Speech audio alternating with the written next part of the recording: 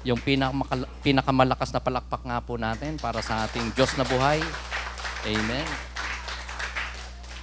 Sa oras na to, imbitahan ko na po kayo na ilabas na natin ating mga Bible, personal Bibles. Kung wala kayong sariling Bible, meron po tayo dito na pwedeng ipahiram po sa inyo. Wala pong tatakyan na don't bring home sa harapan, nasa gilid po. Baka hindi nyo lang mapansin. Ayan. Pero kung gusto nyong iuwi, pwede naman. Kung wala tayong pambili, pagpaalam nyo lang po. Okay.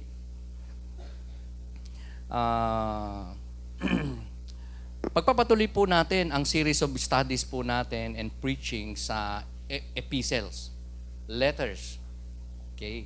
At natapos na po tayo sa Book of Hebrew. And magpapasimula po tayo today sa series ng atin pong pag-aaral sa Book of James. Sa Tagalog po ay Santiago. Somehow, mariremind po tayo kung sino si James. At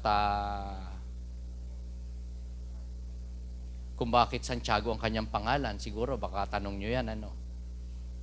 Kasi sa pangalan pa lang, kakaiba na. Dahil ang mga apostol ni Lord, ang mga gospel writers ay may real name at palayaw na may magkahawig. Gaya ng Matthew, Mateo, di ba? Luke, Lucas. John, Juan. Peter, Pedro. Pero, how is it? Si James ay, ang pangalan ay hindi Jaime. Ano po? Ayan. Santiago. So, yan po'y matagal na nating tanong. Baka alam nyo ang sagot, share to us. Bibigyan ko kayo ng libreng gift check sa Starbucks with a tumbler.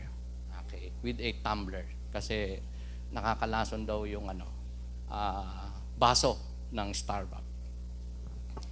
And of course, si James, mga kapatid, ay maraming kapangalan sa Bible. Ang author or writer ng ating passage o book na tatalakayin in series today, starting today. Marami pong James. James na anak ni Alphaeus, James na anak ni Zebedee, James na father ni Judas. Pero ang James na author or writer ng ating passage today ay walang iba kundi ang brother ng ating Panginoong Jesucristo. Of course, half brother.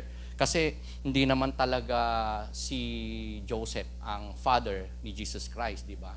So, ang father ni James ay physical talagang si Joseph and Mary, but the Lord Jesus Christ ay, di ba, conceived by the Holy Spirit. Wala siyang earthly father. Earthly mother, which is Mary. So, sila ay half-brother. So, siya po ang sumulat ng atin pong passage na tatalakayin today. And according to history and according to scholars, according to the scripture, siya po ay namatay sa paglilingkod sa Panginoon. AD 62. At ang kanya pong kamatayan is somewhat kagaya ng kamatayan ng mga naunang lingkod ng Panginoon. Namatay sa paglilingkod sa Diyos, naging martyrs, gaya ng Panginoon Jesucristo, di ba? Namatay sa pagsunod sa kalooban ng Ama. Si Pedro ay martyr, si Paul martyr. At medyo tragic ang kanyang kamatayan dahil ang kanyang kamatayan ay inihulog siya sa tuktok ng templo. Sa tuktok ng templo. At siya po ay nung bumagsak sa lupa, buhay pa.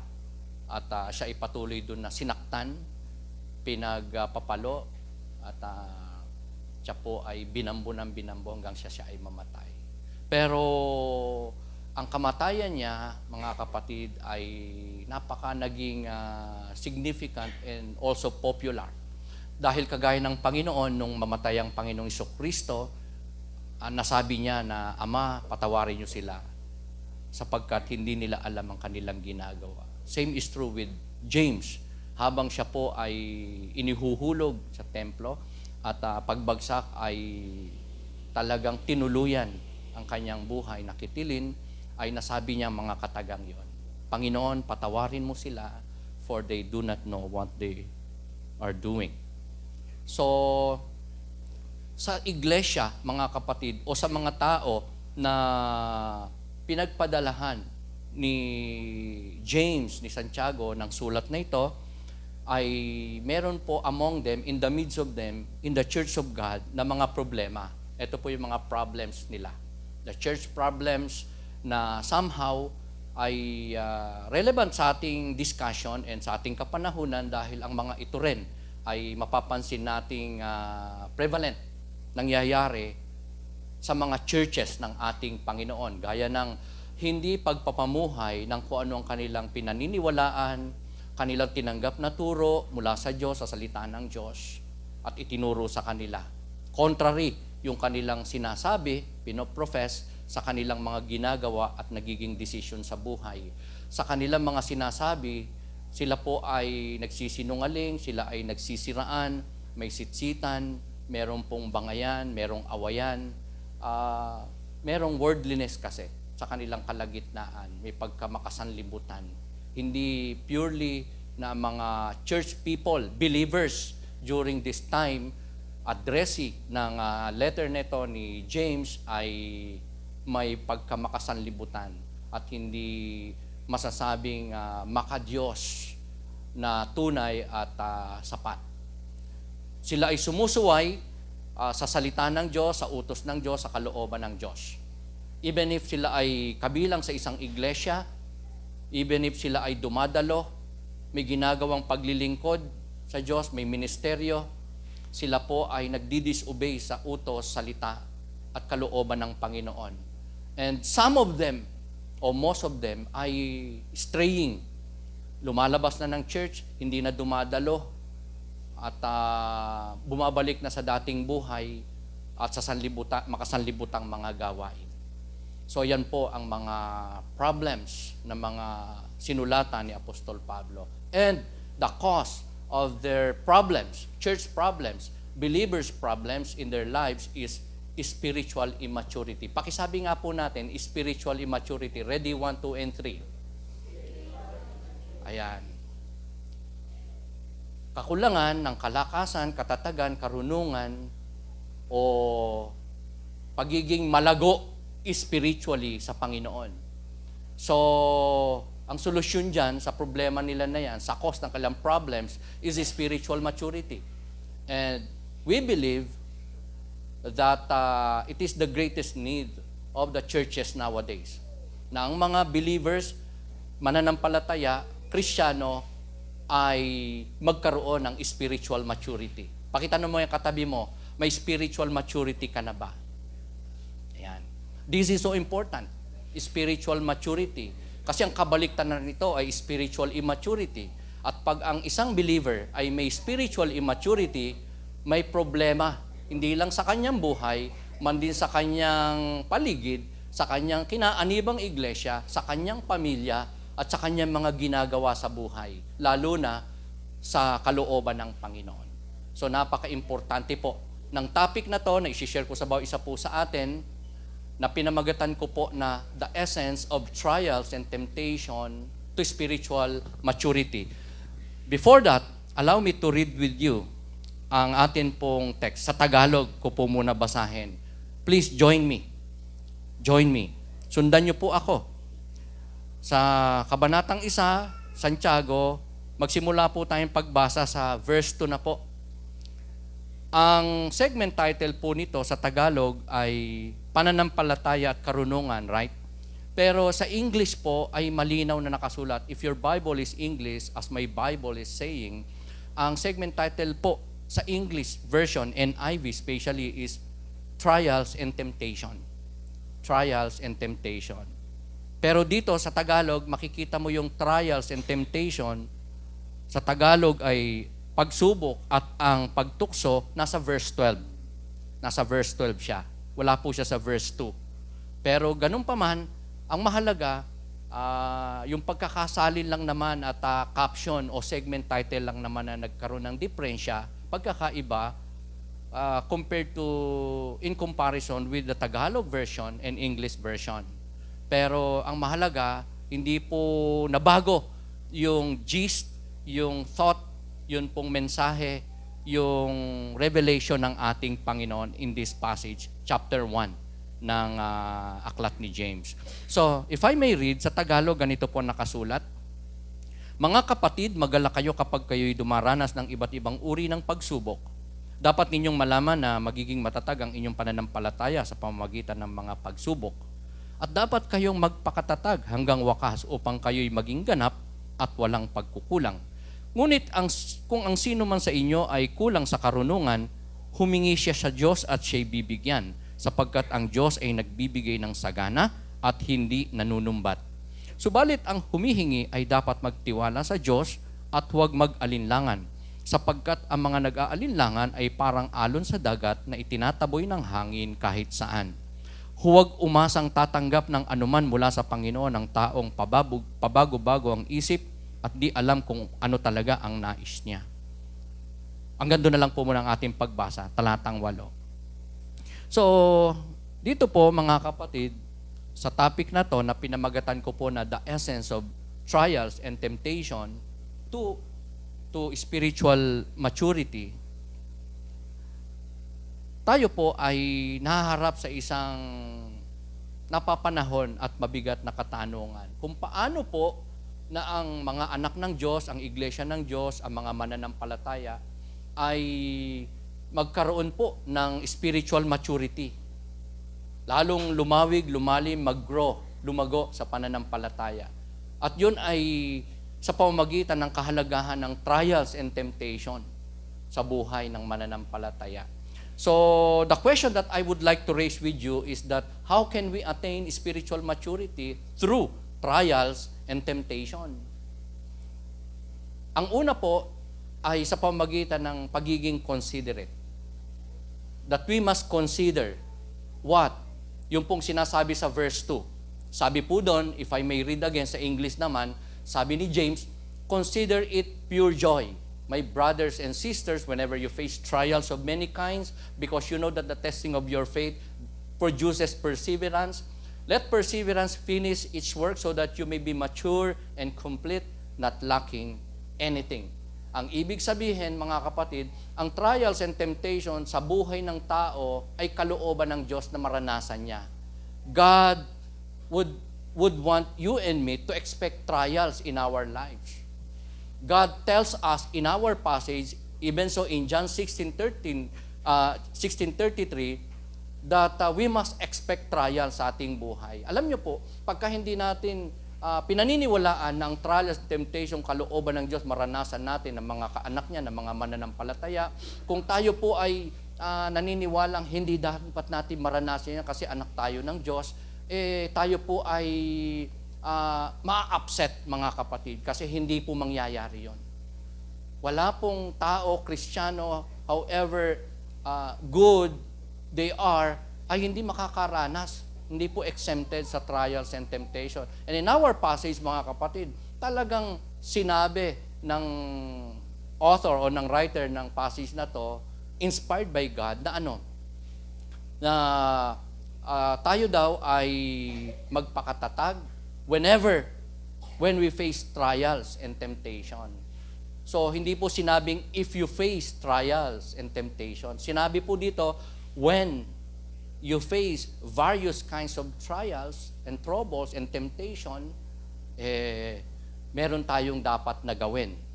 So, gaya mga kapatid ng mga problema na to, common na karanasang ito ng lahat ng tao, man din ng mga mananampalataya, gaya ng magkasakit, maaksidente, magkaroon ng disappointments, even if naglilingkod ka sa Panginoon, nagtatapat ka sa Panginoon, sumusunod ka talaga sa Panginoon araw-araw, pwede ka pa rin makaranas ng disappointments sa pamamagitan ng persecution o ng mga tao na around you pwedeng magbigay sa iyo ng kabigatan, ng disappointment. Somehow, tayo mismo, as human being, may limitation, may tendency and so prone to commit mistakes and sin, makaranas tayong disappointments because of our, from time to time, na disobedience, direct man o indirect na kalooban ng ating Panginoon. Aside from si Satan, talagang hindi yan tumitigil, di ba? Ang sabi nga ng scripture, the devil is, or Satan is like a roaring lion na naghahanap ng masisila. Kaya tayo po ay target talaga ng dyablo. Ang kaaway ni Satan at kanyang dinidigma at ginagalaw, tinutukso, at gustong mailayo sa Panginoon, mapahina, at mailubog, maibalik sa kasalanan, so dating kalagayan, ay si Satanas. At idagdag pa natin na ang mundong ito, everything that in this world ay hindi lang temporal, kundi by nature ay pwedeng maging dahilan para ang mga anak ng Diyos kagaya po natin ay makaranas ng temptation, disappointment, discouragement, even sickness, accident, at iba't iba pa na mga inconvenience at mga uncomfortable na experience in life such as trials and temptation. Pero just like the Lord Jesus Christ, nais ng Panginoon na tayo po, wag tumingin ng negatibo sa dinadanas nating trials and temptation. Kundi, tumingin tayo sa resulta, magiging resulta o hatid na benepisyo, kalakasan, katatagan, paglago, pananampalatayang lumalalim sa pamamagitan ng trials and temptation. Just like the Lord Jesus Christ. The Lord Jesus was able to endure the cross. Although, sabi nga niya, di ba, kung maaari lamang, Ama, alisin niyo po sa akin ang sarong ito. Yung pong kanyang pagbabata ng hirap sa krus ng Kalbaryo.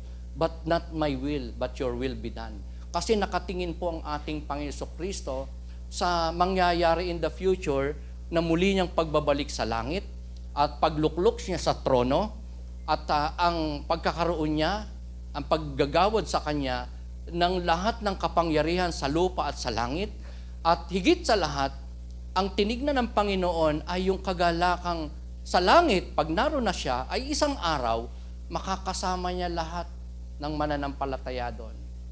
Dahil sa kanyang sakripisyong gagawin, kamatayan sa krus ng Kalbaryo. So, because of that joy, Jesus Christ was able to endure the cross. So tayo, kung meron tayong pinagdadaanan ngayon, o may mapagdadaanan sooner or later, na pagsubok o temptation, of course,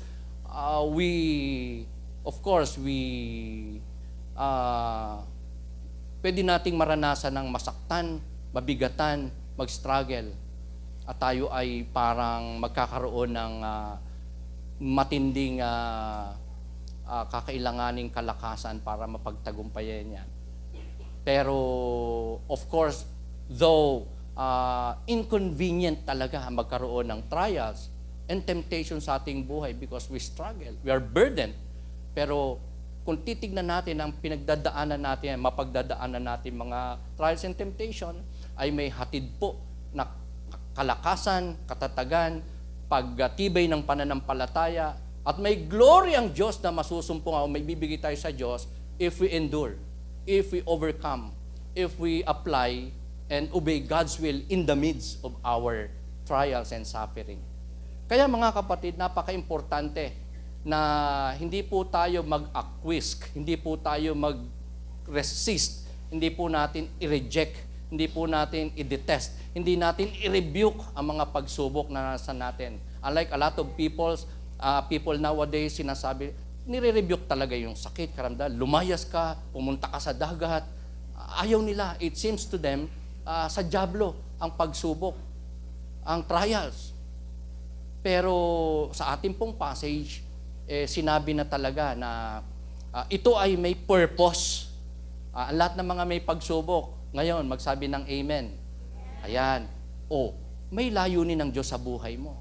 Because trials ay may purpose ang Diyos diyan kung ba't niya pinapahinto. And that is for your own good. May kabutihang hatid ang mga pagsubok sa ating buhay because testing works for us, not against us. Diba sa Romans 8:28, sabi doon, all things work together for good. All things. Pati yung masasama na pinapahintulutan, nagaganap, nangyayari sa ating buhay, ay sa ikabubuti. Amen? Nagkakalakip-lakip sa ikabubuti ng mananampalataya. At sa 1 Peter 1:7, may binabanggit po doon na ang ginto, pag nadadarang sa apoy, sinasalang sa apoy, pinadadaan sa apoy, ay lalong dumadalisay. So that is you and me, that is God's people. Na kapag ka pinermit, nakaranas ng trials and temptation, ang resulta nito, ang purpose ng Diyos, tayo po ay mag-grow, mag-mature, maging dalisay, maging equip, maging kompleto, maging karapat-dapat, at maging mature spiritually. Sabi mo nga sa katabi mo, gusto mo bang mag-mature spiritually? All the more? Ayan. Okay, so, paniwalaan natin na ang trials and temptation ay makakatulong po sa ating mga buhay. May purpose ang Diyos why He permits people of God to experience trials and temptation. Because trials produces patience, endurance, and the ability to keep going when the things are so tough. Ayan. Di ba? Dahil sa mga pagsubok, naranasan natin, na pagtagumpayan natin in life, di ba? Tumatag tayo dyan, lumago tayo dyan. Tayo po ay naging aware sa paggawa ng dyablo. Alam na natin ang ating gagawin sa mga pakana niya, sa mga palaso niya na hindi natatama. Tatalbog na lang. Kasi alam na natin kung paano natin iingatan ang ating sarili. At tayo ay, although sa una, pwede tayo mag-fail, maging impatient, hindi makapag-endure, pero we learn from those trials. And it made us strong, mature, and equipped sa mga seemingly kaparehong sitwasyon na darating sa ating buhay. O mararanasan ng iba, kaya nga pwede tayo maging equipped na counselor because we've been patient, we've endured, and we keep ourselves obedient sa Lord, faithful sa Lord, kahit na sobrang bigat yung atin pong naranasan na mga pagsubok in the past. So, ang trials and temptation ay napaka-importante dahil ito'y naghahatid ng kalakasan, katatagan, ng maturity.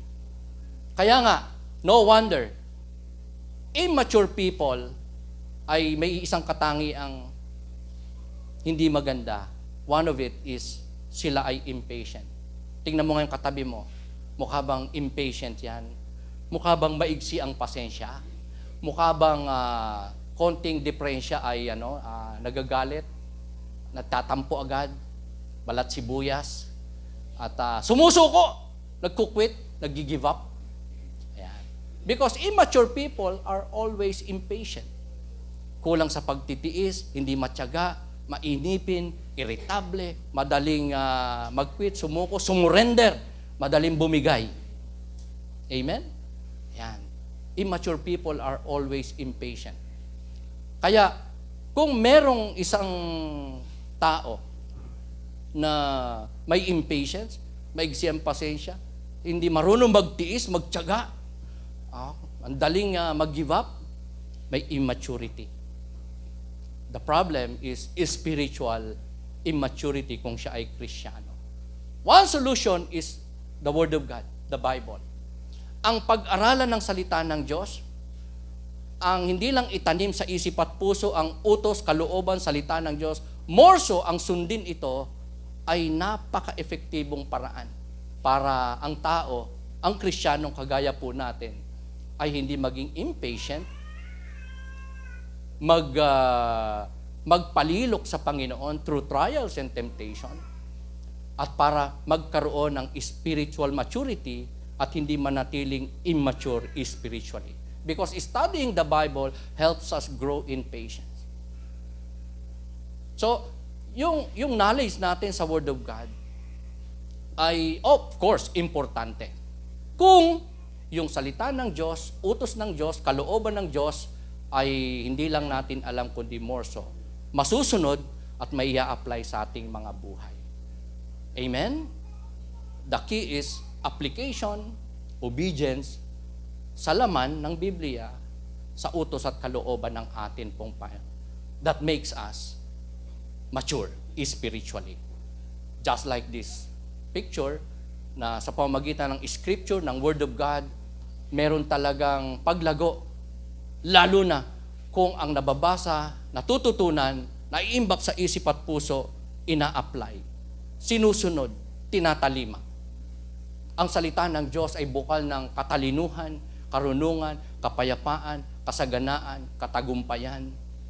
Pagiging worthy before God ay nagmumula sa ating kabatiran sa salita ng Diyos na atin pong hindi lamang ina-acknowledge, nire-recognize, kundi sinusunod, ina-apply at pinapamuhay sa ating mga buhay. Maraming buhay ang nabago because of the Word of God. Maraming buhay ang dati mabuhay, madilim, hindi stable, puno ng kasalanan, disobedience, but by the Word of God, na-transform, na-renew, na buhay. Are you with me?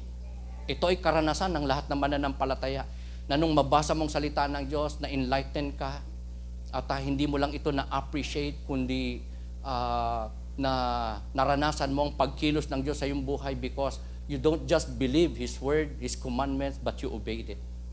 At ang salita ng Diyos kasi mga kapatid ay may kapangyarihan. Sabihin nga po natin, makapangyarihan ng salita ng Diyos. So powerful ang salita ng Diyos. Remember, ang salita ng Diyos ay isa sa mga, ang salita, ang Word, ang Bible, ang God's Word ay isa sa mga inangkin o ipinahayag na pagkakakilanlan ng ating Panginoong Kristo. Sa John 1:1, ang linaw po doon, sinabi kung ano ang salita ng Diyos sa Panginoon. In the beginning was the Word. Sa pasimula pa lang ngayong salita. And the Word was with God. At ang salita ay kasama na ng Diyos. Si Kristo po yun. Kasama na ng Ama. And the Word was God. At ang salita ay Diyos. The Word. Yan po ay naglalarawan sa ating Panginoon. Associated po yung word na yan. Salita, Word of God, kay Kristo. In fact, sa John 1:14, sabi po doon, and the Word became flesh. At ang salita ay nagkatawang tao. Who is that?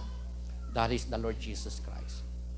So ang salita ng Diyos ay napakamakapangyarihan. Nakapagbibigay ito ng buhay, lakas, talino. Ng paglago, first and foremost. Paglago. Ang lahat ng Bible reader magsabi ng amen. Parang ang hina. At yung iba hindi nag-amen. Okay. Pastor, nagba-Bible reading naman ako. But the next question is it consistent? Is it quality? O is it being applied? Di po ba? So yun po yung importante sa ating lahat.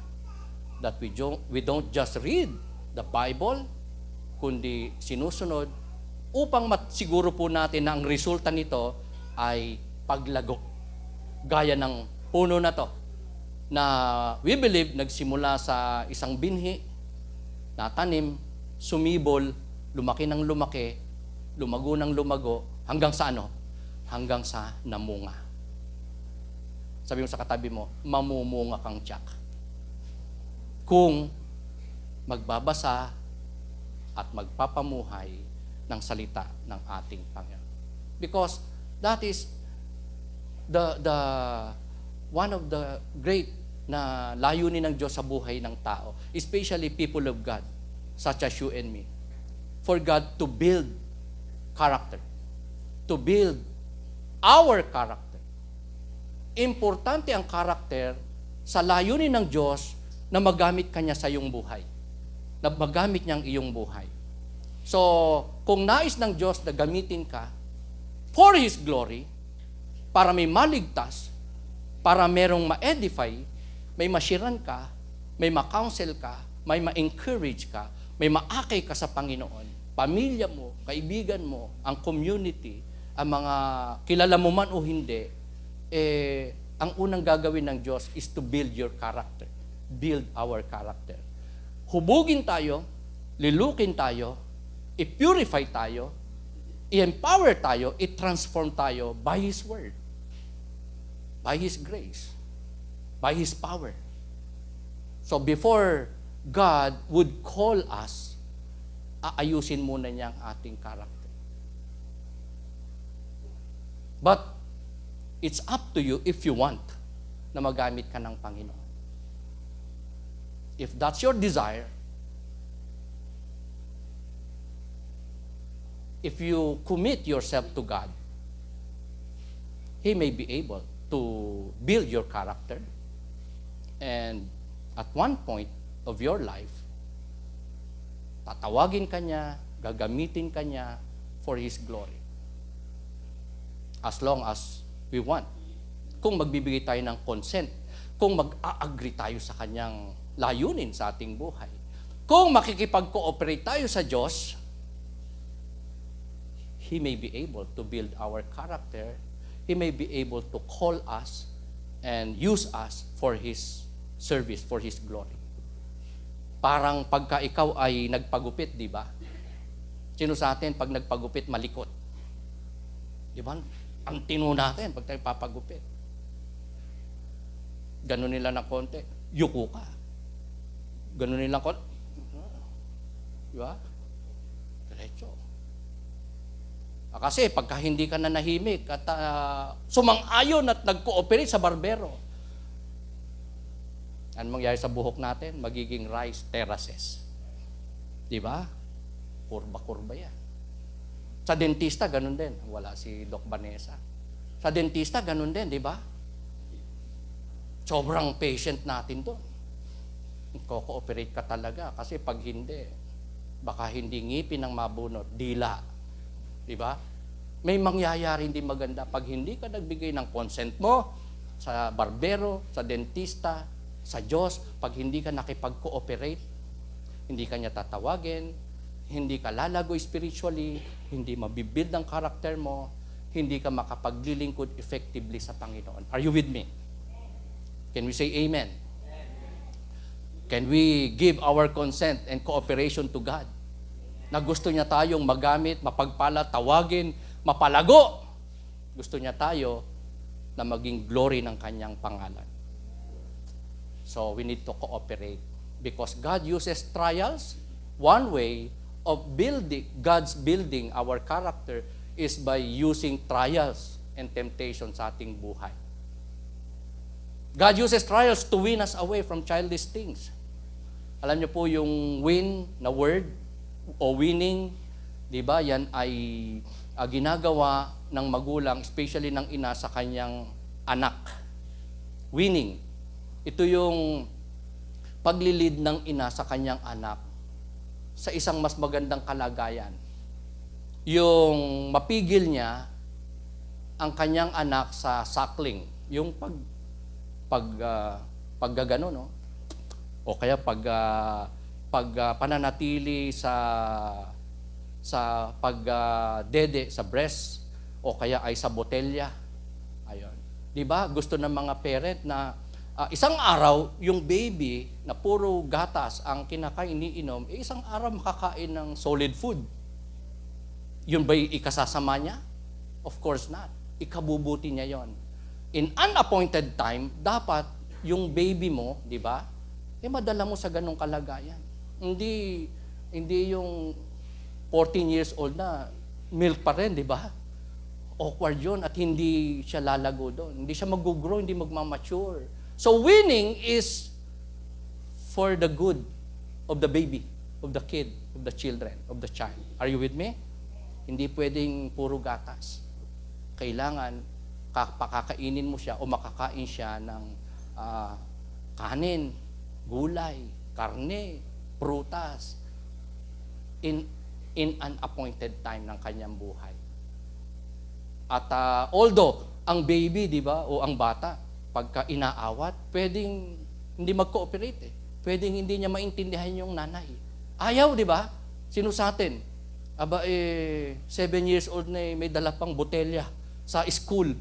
May daddy pa. O, di ba? Hindi masaya ang magulang. Lalo na yung bata, di ba? Iiyak talaga yan. Ayaw na ayaw niya magtatampo sa nanay, aawayin ng nanay pagka inilayo ang gatas. At ang ipinabaon ay kanin at ulam. Gusto pa rin ay God. Tingin niya, hindi ako mahal ng nanay ko. Parang pinagdadamutan ako ng nanay ko. Ito gusto ko eh. Di ba? Minsan, madalas, may ganyan mga Kristiyano. Pagka may pagsubok, may kabigatan, may hardship, parang ang feeling, iniwan ng Diyos, pinabayaan ng Diyos, hindi na mahal ng Diyos.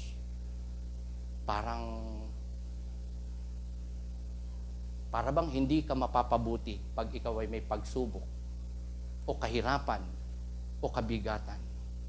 Not knowing, according kay James, na ang trials and temptation ay may magandang purpose sa ating buhay. May magandang layunin at resulta. In one word o two word, spiritual maturity.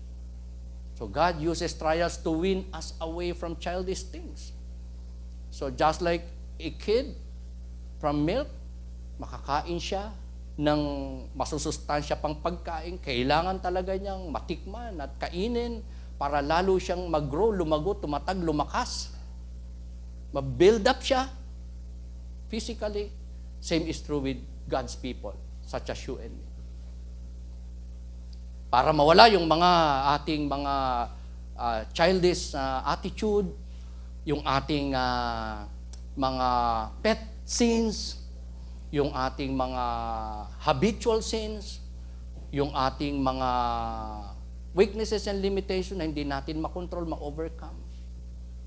We need to be built up by God's Word, by obeying the will of God, by looking at trials and temptations, an opportunity para maganap ang kalooban ng Diyos sa ating mga buhay.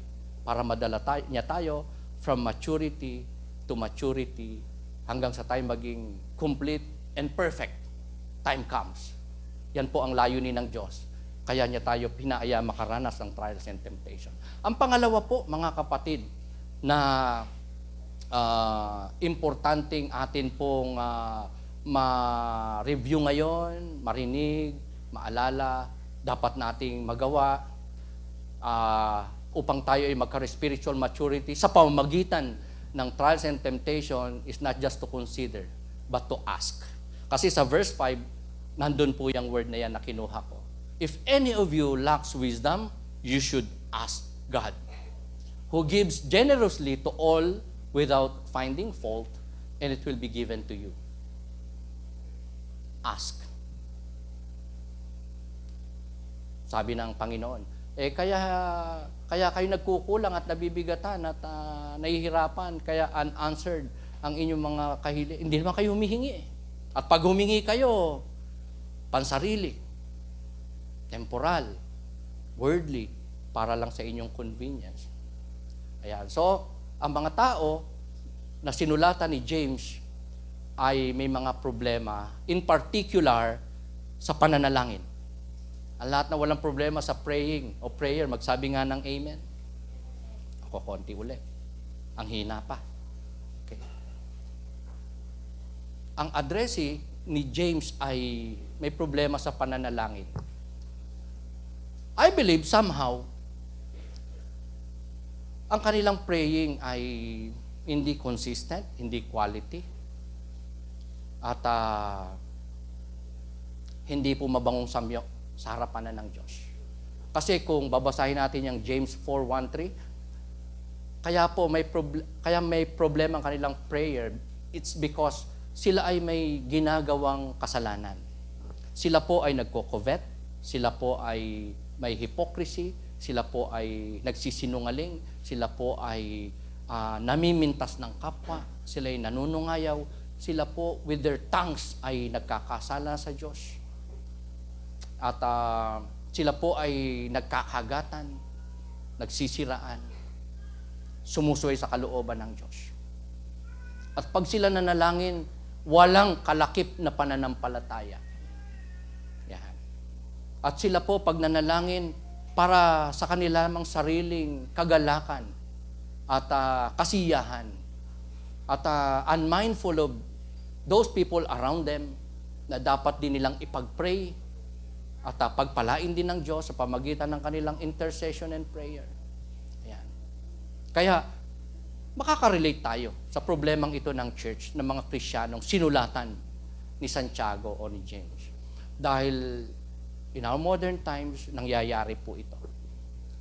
In many churches, I suspect, sana mali ako, na pati ang ating church may problema sa praying. Dahil baka ang prayer natin inconsistent, hindi na quality. Ang scope ay napaka-limited. Parang mostly our prayer ay para lang sa ating sarili.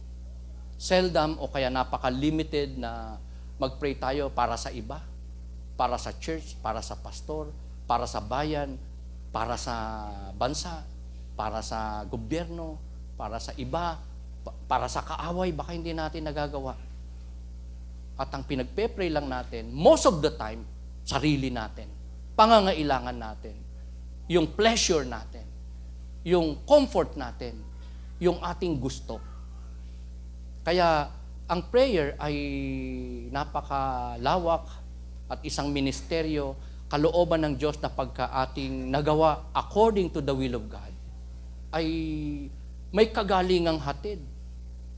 May kapayapaang hatid, may katagumpayang hatid, may kasagan. Kasi sa James 5:13-18, sabi doon, if is any one of you in trouble, you should pray. Sabi po ni James. May problema ka, you should pray. Ang problema, di ba?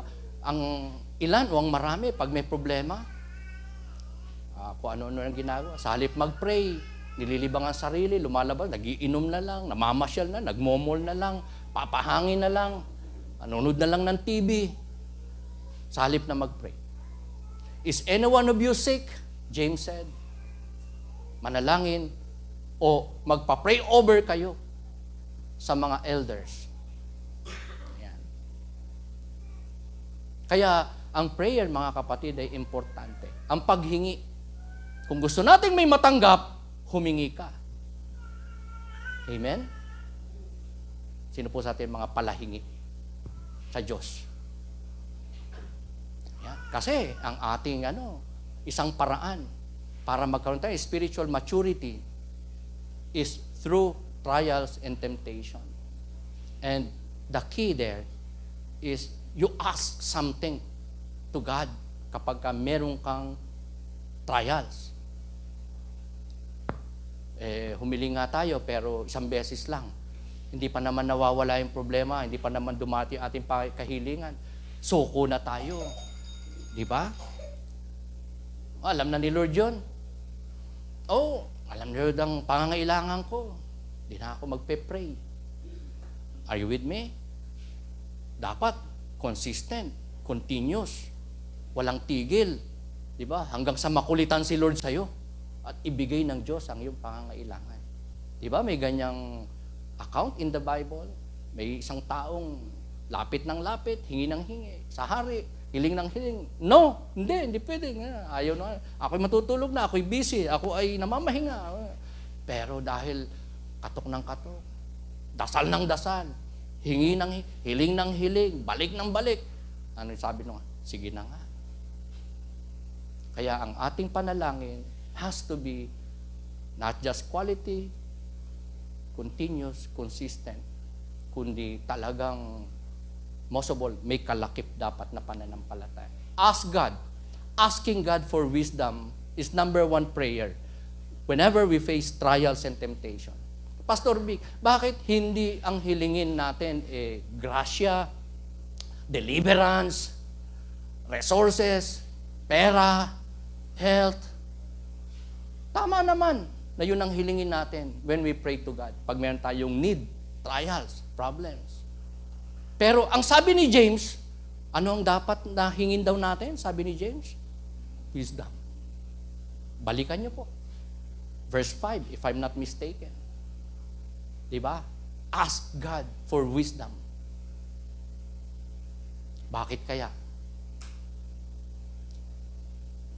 Para hindi natin masayang ang mga opportunities na makakaluwalhati kay Lord,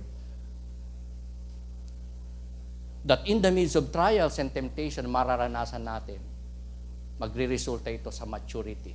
Kaya ang kailangan natin ay wisdom. Yan ang kailangan nating hilingin. Remember Solomon, mga kapatid? I remember Solomon. Nung siya ay sinabihan ng Diyos, ikaw magiging kapalit ng iyong ama, si David. Ano gusto mo? Bigay ko sa iyo. ang ipinanalangin niya, ang hiniling niya sa Diyos ay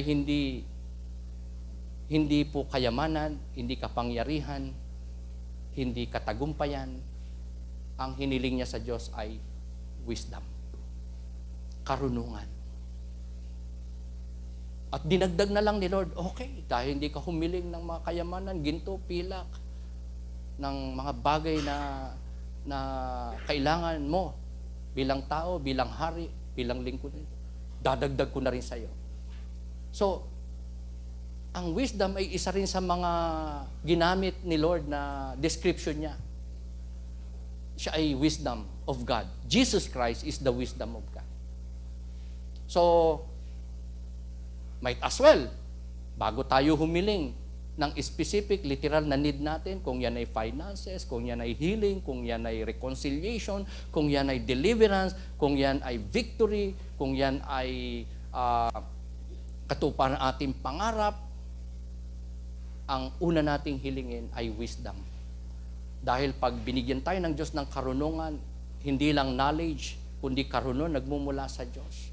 Hindi masasayang ang atin pong mga opportunities darating sa atin, available sa atin, even in the midst of our trials and temptation na kinakaharap sa buhay.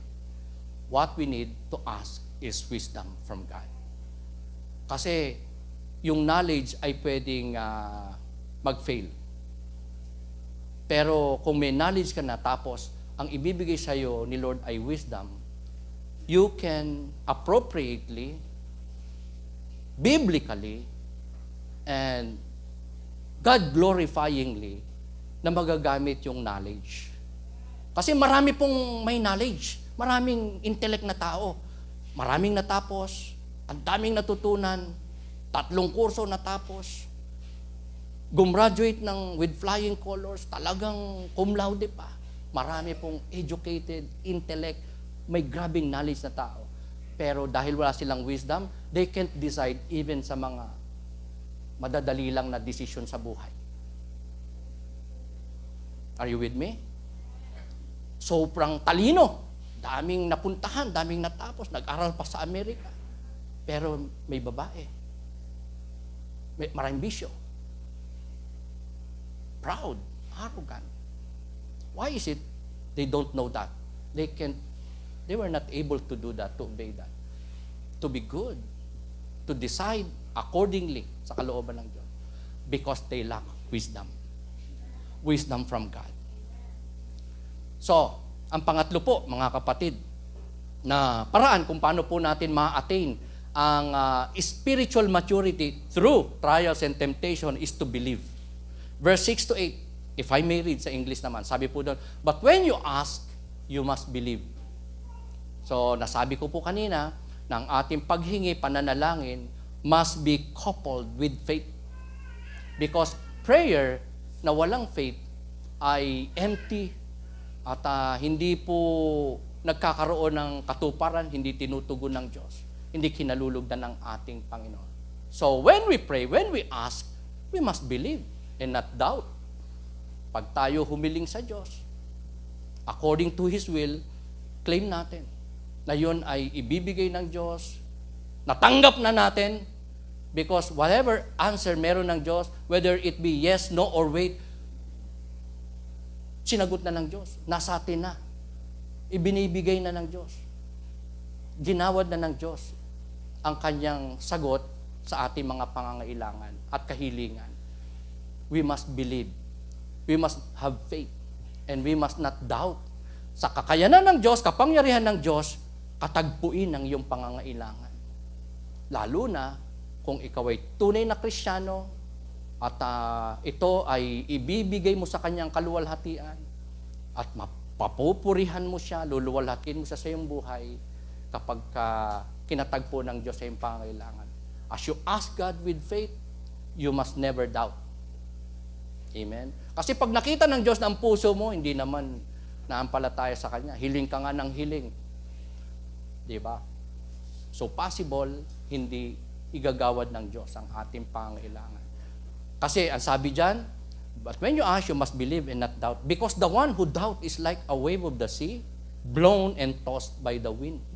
So kung tayo daw pala ay doubter o nagda-doubt when we ask God, kung kaya ba ng Diyos ibigay, kung ibibigay ba ng Diyos, kung ang Diyos ba ay talagang may kabutihang loob sa ating mga kahilingan, kung nagda-doubt tayo, para daw tayong alon sa dagat.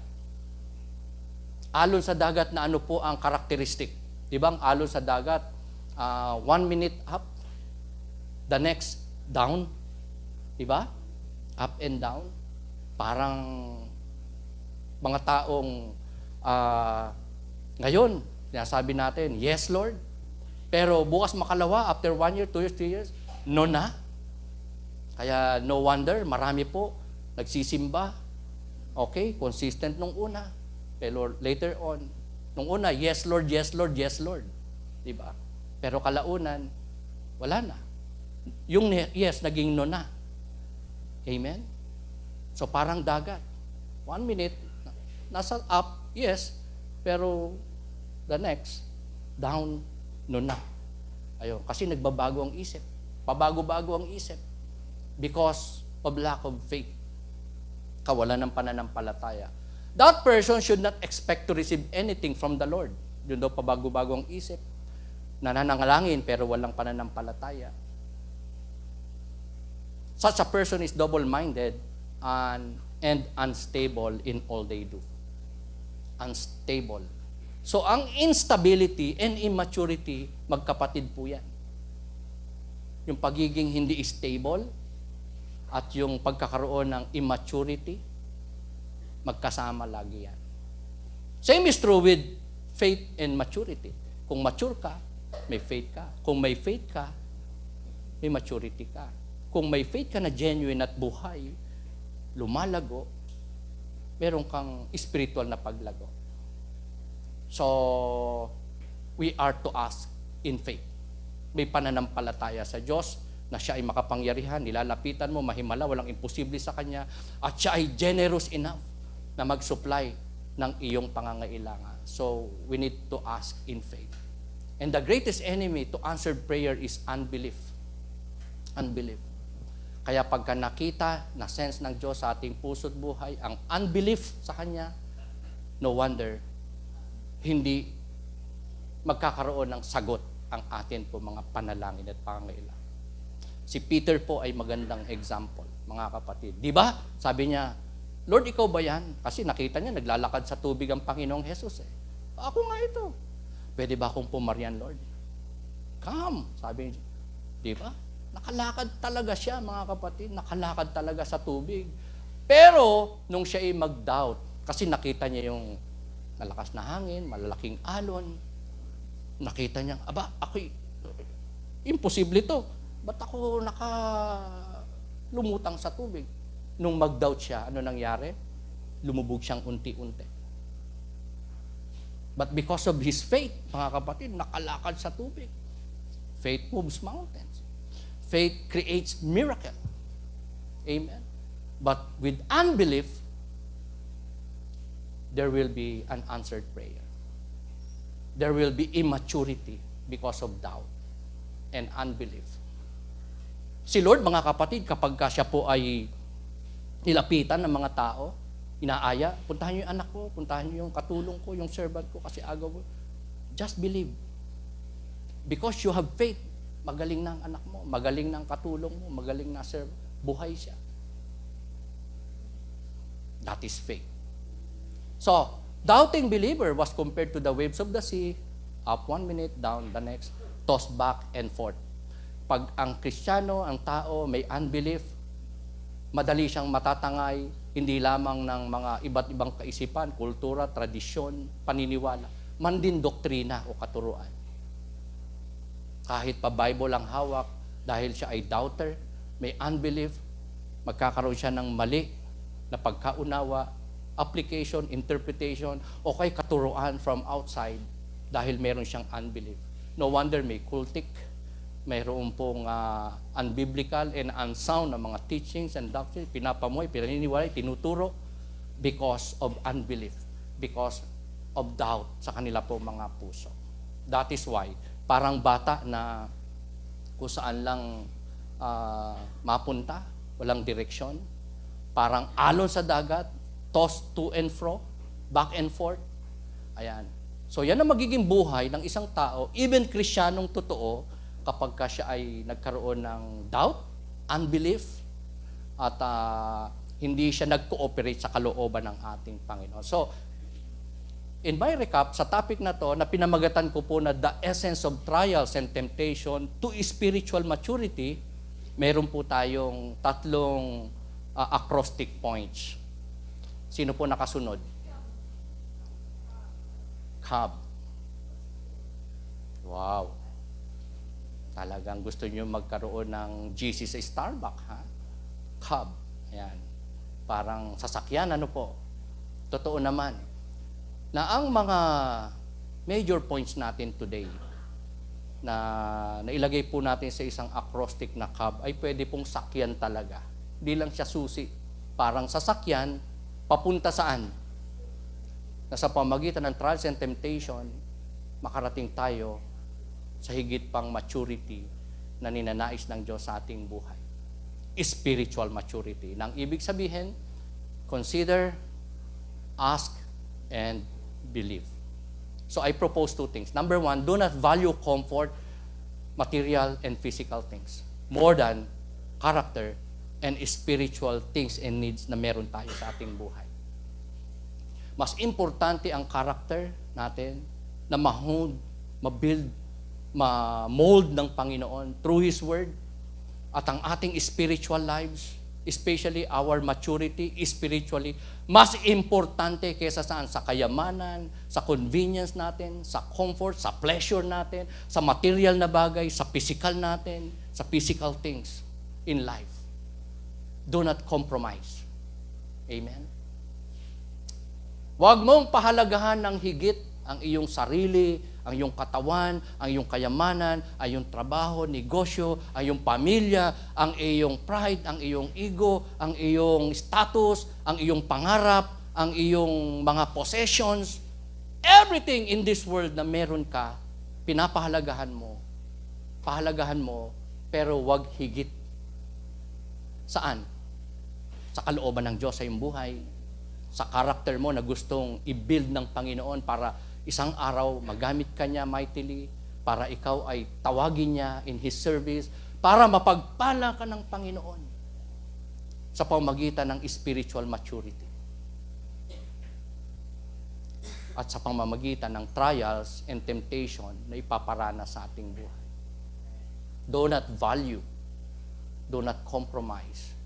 Pahalagahan natin ng higit ang ating character, na gustong lilukin ng Diyos according to His image and likeness, at ang ating spiritual life na dapat may maturity, and each passing day, from time to time, o even gradually lang, ay dapat na lumalago. Spirituality na dapat ay may paglago. Ayan. Sulyapan nga natin ating mga katabi, may paglago ba siya? O pa-decline? Ayan. No wonder wala na yung iba nating kasama. Dahil may pinahalagahang iba. Sarili. Comfort. Are you with me? Hindi kalooban ng Diyos na ang naging priority, sinusunod, sarili na ang nasunod. Hindi na ang salita, kalooban, utos ng Panginoon. Ang pagmamahal sa Diyos, hindi na po napatunayan. Dati talagang napaka-loving sa Panginoon, pero dumating ang panahon because of circumstances, trials, temptation, yung yes dati naging no na. Wala na. Kaya nga, isa sa mga I suspect, ang pag-ibig ay nawawala sa puso ng mga taong nagda-doubt, nagkakaroon ng unbelief, sumusoy na sa kalooban ng Diyos. Hindi na nagpapalilok at nagpapaayos, hindi na nagpapadoktor, most of all, hindi na sumusunod sa kalooban ng love. Gaya natin, di ba? Kahit na anong nagawang pagkukulang ng ating asawa, anak, magulang, kapatid, kamag-anak, kadugo, di ba? Hindi mo maitatanggi. Mahal mo pa rin siya. Pinapatawad mo. Kasi pamilya mo eh. Kapatid mo, nanay mo, tatay mo, tita mo, anak mo, apo mo. Di ba? Kahit anong ginawa, tanggap mo pa rin. Pinapatay, mahal mo. Pinagmamalasakitan mo pa rin. Hindi mo iiwan. Hindi mo iniiwan. Are you with me? Di ba? Hindi mo iiwan. Asawa mo. Mahal mo yan eh. Anak mo, hindi mo iiwan. Kahit nagkaman. Kaya yung mga nang iiwan, I suspect na wala ng pag-ibig. Kaya kung may mawala man sa atin, yung mga katabi, tingnan nga natin mga katabi. Yan, pag nawala yan. Huwag naman sana. Amen? Somehow, yun ang nawala. Pag-ibig. Amen? Kasi kung may pag-ibig, hindi ka iiwan eh. Hindi wawala. Hindi aalis. Are you with me? Mananatili. Are you with me? Parang pamilya, di ba? Dahil magkakapatid tayo, di ba? Yan ang magbabind sa atin. Pag-ibig sa Diyos, pag-ibig ng Diyos sa atin, at pag-ibig natin sa mga kapwa natin mananampalataya. So do not value comfort, material, and physical more than character and spiritual. Number 2, the last but not the least, give thanks to the Lord and adopt a joyful attitude when trials come. Pastor Vic, mahirap yan. Mahirap magpasalamat, magpuri, sumamba, sumunod, maglingkod kay Lord pag ang bigat-bigat ng problema. Kawawa naman ako. Ako ay inapi. Ako ay hindi pinansin. Ako ay sinalitaan na hindi maganda. Ako ay hindi sinunod. Ako ay naitsapwera. Mga ganyan. Ako ay napagkaitan, napagdamutan. Ako ay ginawa ng masama. Ang hirap. Di po ba? Pero, God said, humingi. Are you with me? God said, manampalataya, believe. God said, consider pure joy. Magalak kayo when you face various kinds of trials and troubles. Because you know, alam natin, sinabi na ng Diyos, sinabi ni James, salita ng Diyos to, katotohanan to, because you know that the testing of your faith develops perseverance, holiness, endurance, and most of all, glory sa ating Panginoon. So give thanks to the Lord. Kaya pag may trial ka ngayon, o makaranas kang trial, ang isipin mo agad, may blessing akong darating nito. May kapalit na blessing to sa akin. Lalo na sa spiritual area, aspect ng ating buhay. Just like the Lord, as I've said. Diba? Kaya niya na-endure ang cross. Kasi tinignan niya yung langit kung saan siya nakaluklok. At doon ay maisasama niya, time comes, makakasama niya, magpasawalang hanggan. Sino? Ang mga mananampalataya na inalaya niya ng kanyang buhay, dugo, katawan sa krus ng Kalbaryo. So pag meron tayong pagsubok, temptation, trials, hardship, give thanks to God. Kaya yung mga taong may maturity, kahit magulong paligid, kahit may problema, merong mga inconveniences, may kakulangan, may hardship, may struggle, they can still obey God, they can still praise God, they can still worship God, they can continue doing God's will in their life. Hindi siya nawawala, hindi lulubog lilitaw. Amen? May consistency. They can still be able to thank God. So we need to be thankful to the Lord kapag tayo may trials, dahil paglililok ng Diyos yan sa ating buhay, may benepisyo tayo dyan. Dadalisayin tayo ng Panginoon sa pamagitan ng trials and an opportunity na maluwalhati natin ng Diyos by obeying His will. Diba? Kapag tayo may struggle, may temptation, nasa isip mo naman kung anong tama at mali Alam mo na kung anong kalooban ng Diyos because of the Word of God, because of your conscience, because of the Holy Spirit, because of the Word of God na na-implant na sa ating mind, sa ating puso. Alam na natin ang kalooban. Most likely. Kasi hindi ka naman bibigyan ng Diyos na isang pagsubok na hindi mo kaya Are you with me? Di ba? Most likely, alam mo na kung masama o hindi It's for you to choose. Susundin mo bang kalooban ng Diyos? O hindi? Are you with me? For us to overcome, to be an overcomer, be faithful to God. Amen? Sumunod sa kalooban ng Diyos, especially in the midst of our trials and suffering. With a joyful attitude, with a joyful heart, kahit na tayo po ay may pinagdadaanan. Tingnan niyo yung katabi niyo, may pinagdadaanan yan. pero naka-smile. Nandito pa din. Hindi uma-absent. Hindi nalilate. Faithful pa rin. Hindi lang paglinggo, pati sa midweek service. Hindi lang sa bahay nagpipray at kung saan-saan. Pati sa Canyon Ranch nagpipray. Are you with me? Okay. Kalakasan ba mga ganong klaseng kapatid? Amen. They are worth emulating. Amen. For the glory of God. Mga katangiang sa Diyos natin nakita, na i-communicate sa atin, na i-transmit sa atin, at it's so important, maipagpatuloy po natin for the glory of God. Mabuti mat masama ang ating kalagayan, may problema man o wala, we can be happy and joyful because God is with us. Amen. Palakpakan natin ating Panginoon. Let's rise up. Tumayo tayo. Umawit tayo ng awitin, mga kapatid, na may kalakip na pananampalataya at pagpapasalamat at paglalagak ng ating tiwala sa Diyos. Sa Diyos na source ng lahat ng bagay, ng need natin.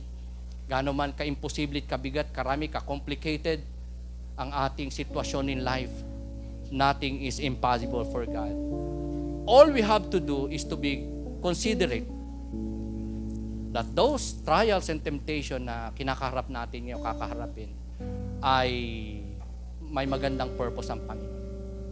It's for our spiritual maturity. And all we have to do is to ask God with faith and believe na nasa atin na ang mga hinihiling natin, kailangan natin mula sa ating Panginoon. Pagpalain po tayo ng Diyos, pagpalain din natin ng Diyos sa ating mga buhay. Sa kanyang papuri, sa kanyang kaluwalhatian at karangalan. Ito ang ating pinagkakaisa na pahayag at pananampalataya at panalangin sa pangalan ni Jesus. And we say Amen. Palakpakan natin ating Panginoon. Purihin natin siya.